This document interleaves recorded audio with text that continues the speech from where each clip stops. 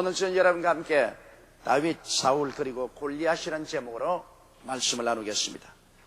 블레셋의 대장군 골리앗 앞에서 이스라엘의 왕인 사울과 그의 군대는 풍전등화와 같은, 다윗은 당당했습니다. 그들은 다 같이 하나님의 선민이며 하나님을 모시고 섬기는 사람들이었습니다. 사울과 그 군대는 골리앗의 기세에 눌려 혼비백산했는데 무엇 때문에 어린 목동 다윗은 이기양양하여 골리앗의 기운을 압도할 수 있을까요? 우리들은 현재 우리나라를 엄습한 IMF 경제 난국을 골리앗처럼 바라보고 있습니다. IMF 경제 난국인 골리앗의 기세에 눌려 파산당할 것인가? 그렇지 않으면 IMF 경제 난국이라는 골리앗의 길을 억누르고 그 길을 끊고 오히려 더 큰 발전과 성공을 가져올 것인가는 우리들의 신앙 의지에 달려있는 것입니다. 첫째로, 어떻게 해서 다윗은 골리앗을 정복했는데 사울과 그 군대는 골리앗 앞에서 혼비백산하고 뒤로 물러갔습니까? 그 이유가 어디에 있습니까? 그것은 현실의 잘못된 상황을 통분히 여기느냐 그렇지 않느냐, 여기에 관건이 있습니다. 사울은 골리앗의 모욕적인 도발에 대하여 두려워하고 도망하기에 바빴습니다. 그래서 골리앗이 와서 화음을 치고 산천초목이 쩡쩡 울리면 사울과 그 군대는 정신을 차리지 못했습니다. 공포로 말미암아 숨을 곳을 찾는다고 모두 다 땅에 기고 엎드리고 야단이었습니다. 그러나 다윗은 골리앗의 도전 앞에 무너지는 이스라엘의 군대의 사기를 보고 통분히 여겼었습니다. 사람이 현실의 어려움을 바라보고 통분히 여기지 아니하면 그 어려움에 대처할 수 없습니다. 사무엘상 17장 26절에 보면 다윗이 곁에 섰는 사람들에게 말하여 가로되 이 블레셋 사람을 죽여 이스라엘의 치욕을 제하는 사람에게는 어떠한 대우를 하겠느냐? 이 할례 없는 블레셋 사람이 누구간데 사실 하나님의 군대를 모욕하겠느냐? 사실은 하나님의 군대인 이스라엘이 골리앗 앞에서 혼비백산하여 모두 다 꼬리를 감추고 도망을 치는 이 마당에 소년 다윗은 통분히 여겼죠. 이것이 무엇이기에 감히 사신 하나님의 군대를 이렇게 모욕하는 것? 골리앗 앞에 도망을 치는 이스라엘 군대를 보고 그는 마음에 굉장히 통분을 느꼈습니다. 이것이 사울과 다윗의 다른 점입니다. 사울은 통분히 여기지 않았습니다. 사울은 그저 겁에 질려서 어찌할 바를 모르고 절절매었지만 다윗은 그 행실 없는, 할례 없는 블레셋 사람이 하나님의 군대를 모욕하는 것을 보고 마음 아파 느끼고 원통하게 느끼고 분노를 느껴질 것입니다. 여러분, 성경에는 애통하는 자는 복이 있나니 저희가 위로함을 받을 것이라고 성경 마태복음 5장 4절에 말했습니다. 우리들의 현실적인 상황을 바라보고 마음에 애통하는 것이 없으면 하나님은 그러한 사람을 쓰지 않습니다. 사울과 그 군대가 골리앗 앞에서 일신의 보호를 위해서 도망치기에 바쁠 때 목동 다윗은 그 앞에서 통분히 여겼습니다. 이 어찌 일인고? 어찌 저 감히 할례 받지 못한 이방인이 하나님의 군대를 모욕하는 거, 이런 일이 있을 수가 있는, 그럼 통분히 여겼습니다.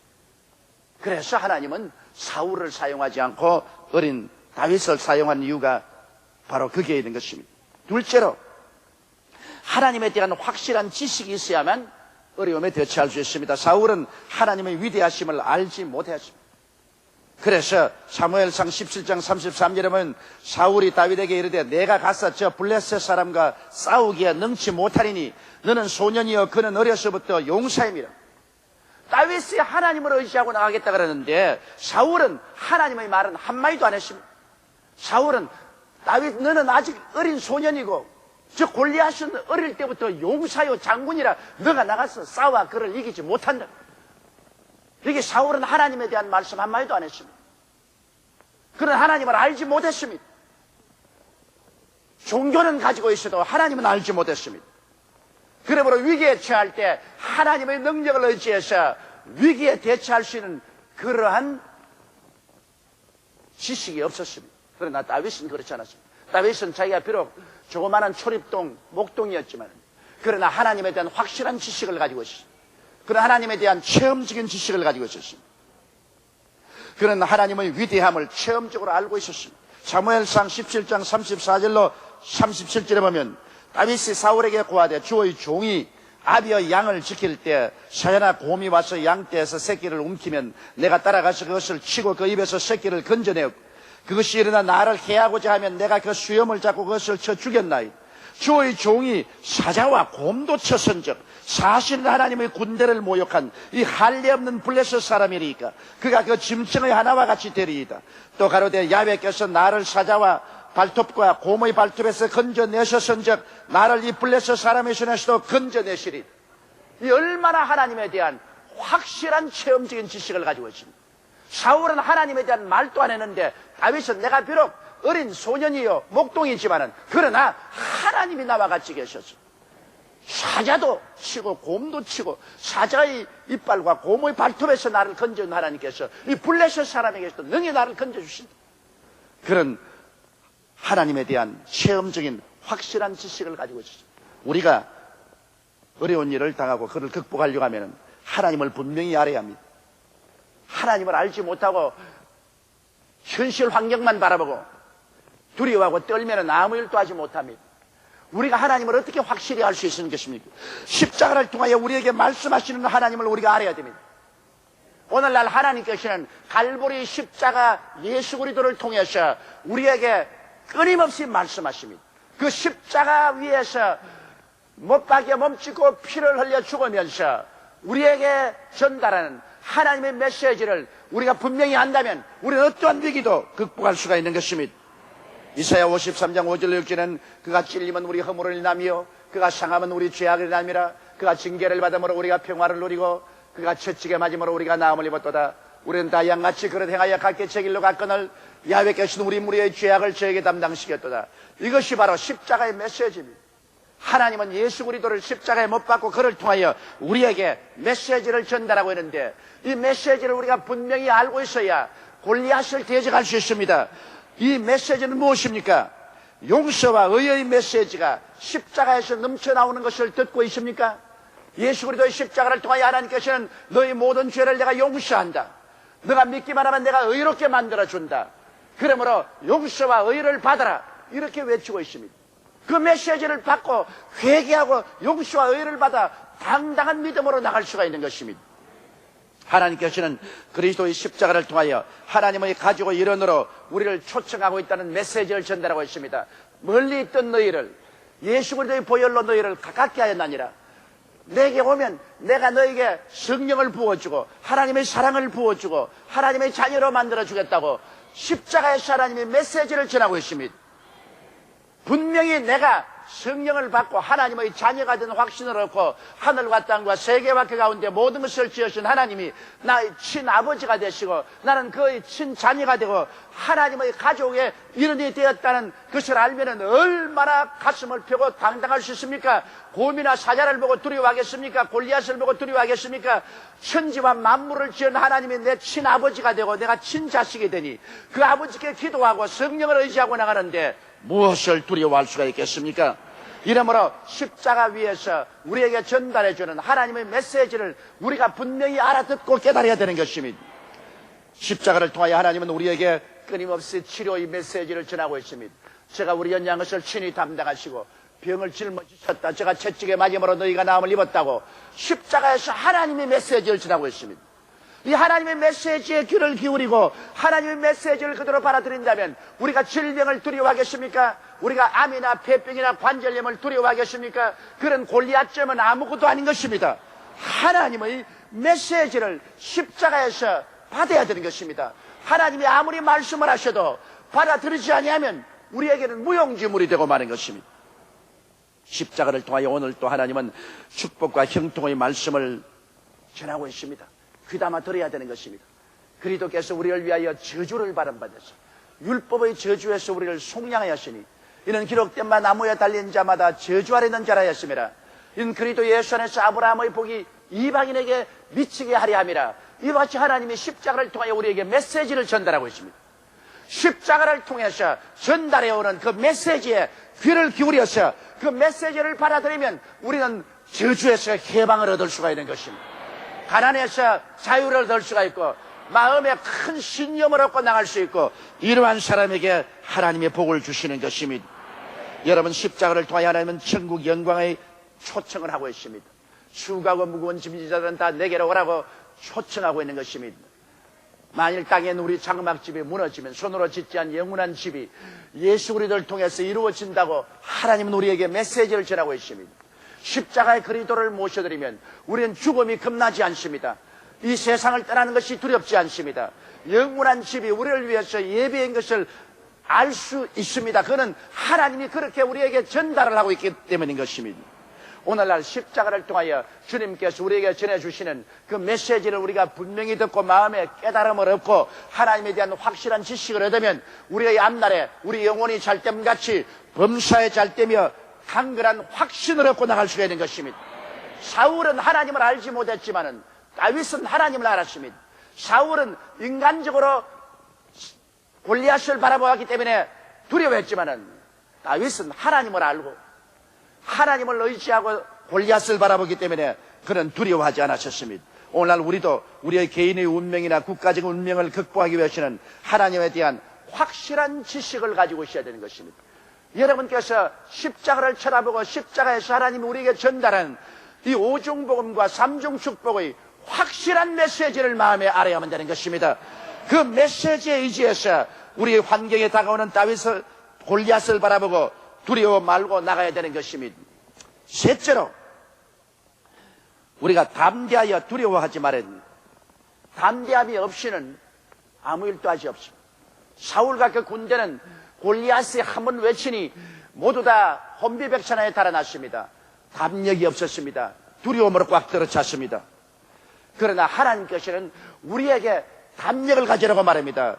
모세가 죽었을 때 그 모세 다음으로 여호수아를 세우시고 여호수아에게 하나님께서 기름 부으실 때 뭐라고 말씀하셨습니까?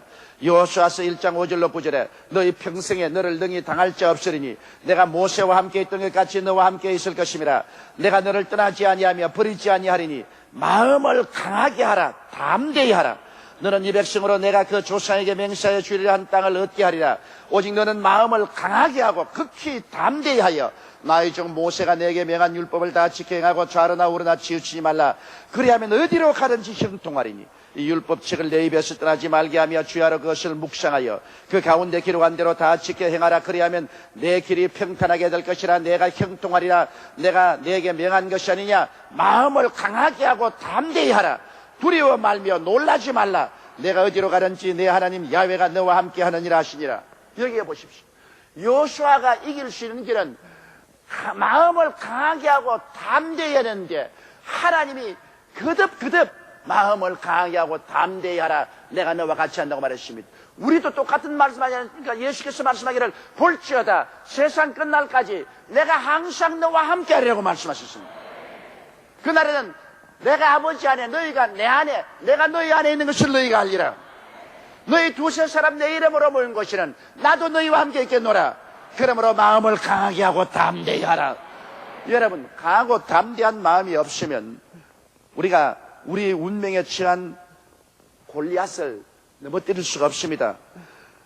사울은 강하고 담대한 마음이 없었어요. 사무엘상 17장 24절로 25절에 보면은 이스라엘 모든 사람이 그 사람을 보고 심히 두려워하여 그 앞에서 도망하며 그러는 가로되 너희가 이 올라온 사람을 보았느냐. 참으로 이스라엘을 모독하여 봤도다.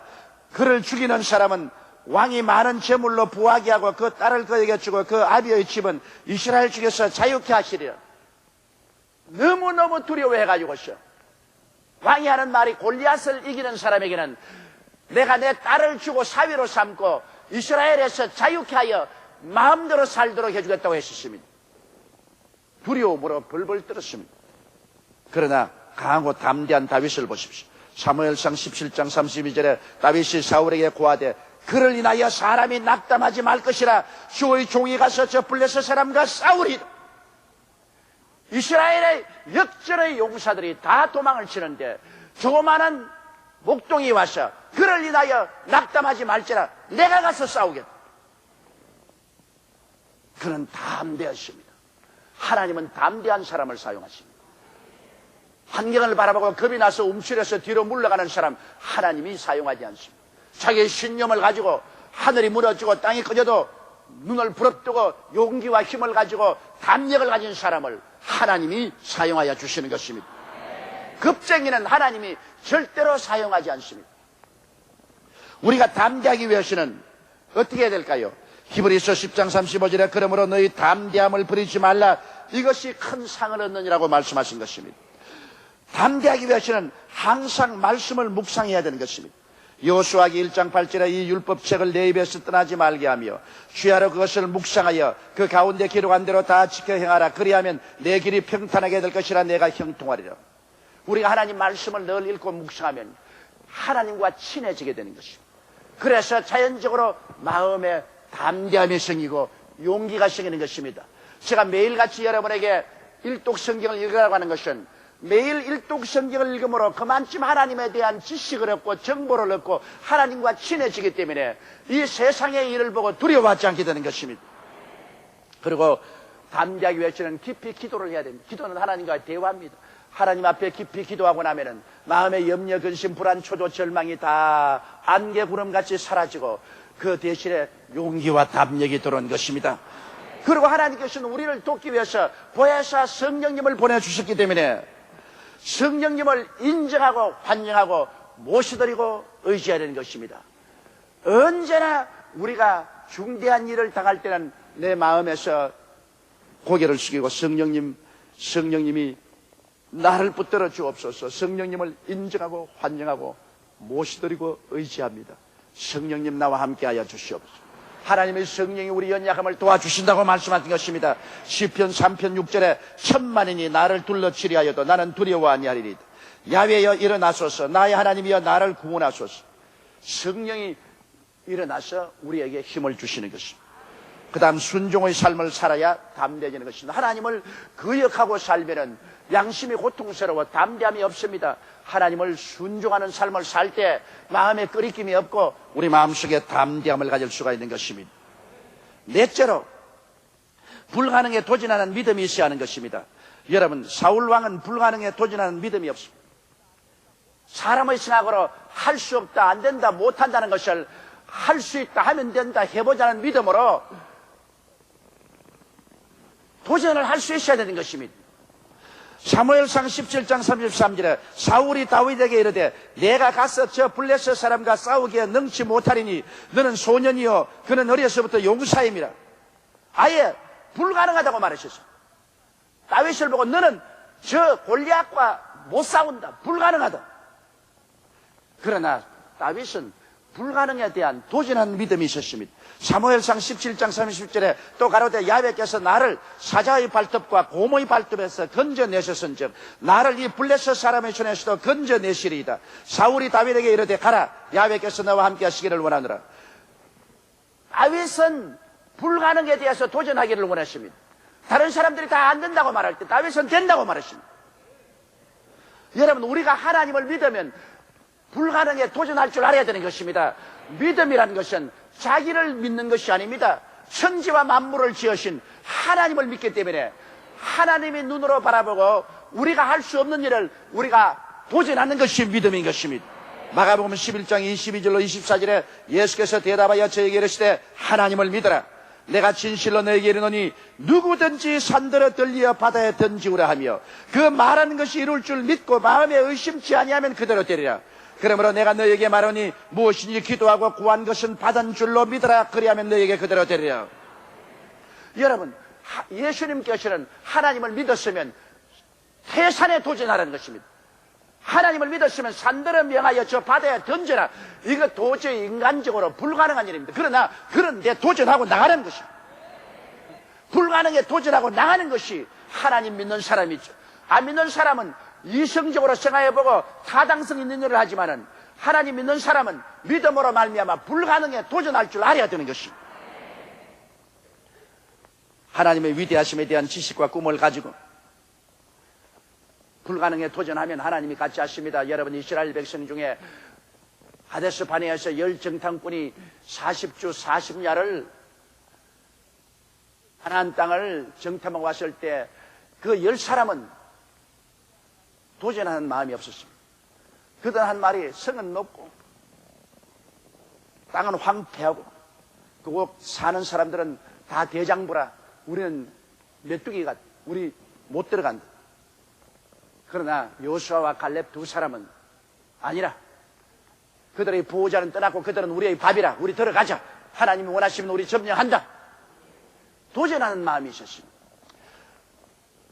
불가능에 도전하지 않은 10사람과 이스라엘 백성은 하나님이 광야에서 다 멸하시고 불가능을 도전하는 여호수아와 갈렙은 후손을 데리고 가나안 땅에 들어갈 수 있었습니다. 이러므로 여러분, 우리는 오늘 현실에 IMF의 경제적 위기를 당해서 수많은 사람들이 부정적인 말을 합니다.